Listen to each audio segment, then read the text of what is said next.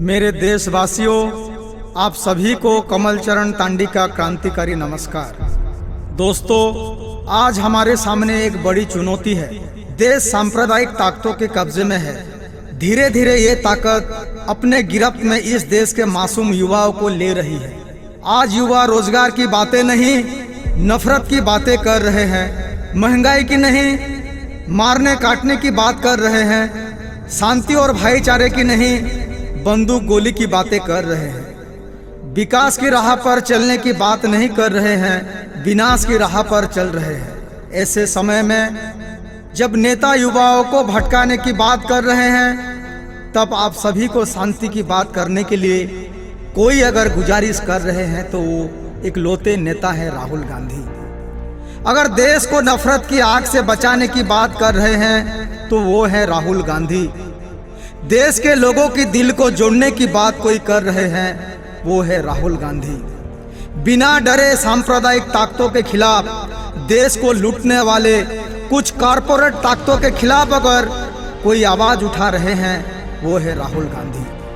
देश के कोने कोने तक अगर कोई प्यार और इंसानियत की आवाज को पहुंचाने का काम कर रहे हैं तो वो है राहुल गांधी। दोस्तों, आज हमारे देश में इंसानों को नोच कर खाने वाला एक गिद्ध सरकार का राज है, जिसका मकसद है कि इस देश के आम जनताओं को लूटा जाए।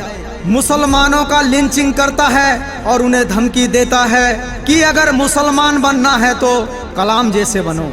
महिलाओं की सम्मान की बात करता है और उसके दल के नेता मंत्री बहन बेटियों की इज्जत लूटते हैं। दलित का बेटा सरस्वती शिशु मंदिर के मटके से पानी पीता है तो स्कूल का हेडमास्टर उसे पीट पीट कर मार डालता है। देश का इकोनॉमी की देश के प्रधानमंत्री को फिक्र नहीं, अपने मालिक अदानी और अंबानी को दुनिया का सबसे अमीर आदमी बनाने की उनको सनक लगी है। इसके लिए अगर आम लोगों की जेब भी काटनी पड़े तो हमारे प्रधानमंत्री वो भी कर सकते हैं। दोस्तों, जब से सरकार सत्ता में आई है, लोगों को या तो डराया है, या लूटा है, या लाइन में खड़ा किया है। लोगों को आपस में लड़ाया है, नफरत करना सिखाया है, विरोधियों को तोड़ने का काम किया है, चुनी हुई सरकार को गिराने का काम किया है, विधायकों को खरीदने का काम किया है। जो नहीं बिके या नहीं माने उनको सीबीआई और ईडी का डर दिखाया है। आज यह सरकार न्यायालय और चुनाव आयोग जैसे संस्थाओं को डराकर अपने विरोधियों को खत्म कर देने की नापाक कोशिश कर रहा है। दोस्तों, याद कीजिए नोटबंदी का वो दर्दनाक खौफ भरा समय, जब पूरा देश लाइन में खड़ा था। लोगों को बैंकों के सामने लाइन में खड़ा करके तानाशाह चक्करा लेकर कह रहा था, देखो मैंने कैसे कैसों को लाइन में खड़ा कर दिया है। राहुल जी ने कहा था नोटबंदी सबसे बड़ा घोटाला है, इससे देश की इकोनॉमी के ऊपर गहरा बेअसर पड़ेगा। पर तानाशाह को कोई फर्क नहीं पड़ा। 250 मासूम जानें चली गई, फिर भी तानाशाह की खून की प्यास नहीं बुझी। कोरोना के समय फिर एक बार करोड़ों लोगों को सैकड़ों मील चलने के लिए मजबूर किया। लोगों की जान गई। अस्पताल में वेंटिलेटर के कारण, सही चिकित्सा ना होने के कारण, दवाइयों के अभाव से लाखों लोगों की जान गई। गंगा किनारे बालू में लाश दफनाने के लिए लोग मजबूर हुए। तब भी राहुल जी ने आगाह किया था कि कोरोना कितना खतरनाक हो सकता है। सरकार को चेताया कि वक्त रहते सही कदम उठाए, पर अहंकारी ताकत कब किसी की सुनता है। याद कीजिए 3 कृषि कानून, जब देश भर के अन्नदाताओं को लूटने के लिए और अदानी को फायदा देने के लिए लुटेरी सरकार ने लाखों किसानों को दिल्ली में लाकर साल भर खड़ा रखने के लिए मजबूर किया। 750 किसान मारे गए, लेकिन तानाशाह को कोई फर्क नहीं पड़ा।